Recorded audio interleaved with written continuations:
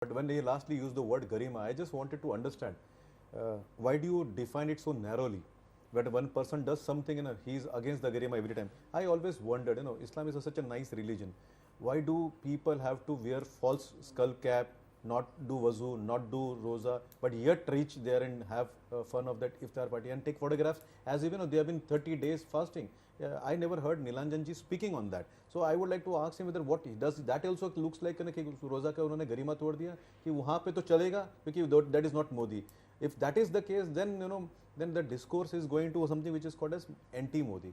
If this is not right, we should comment on those skull wearing false sardars who come and do iftar party. And I'm sure a pious Muslim will ask, why do you want to have these leaders coming down there, sitting there and doing a farce of their party when they don't believe that? And God knows what they have eaten before they have come, because many things are forbidden in Islam. And you see those people eating those things and coming and doing that. So my request is, so there are two words, Dada, and please explain to me.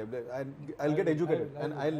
So there is something, there are two words, which is truth, who follows his religion and his practice truthfully, versus a fake who wears upnayan, without upnayan wears yagna pavitra. There is one person who thinks, if you want to say that he thinks even to do this kind of drama baji, let us say he thinks, even if for a minute I take your word. Another person who does wink. So it is truth versus fake, think versus wink. What is good? I think truth and think is better than fake and wink.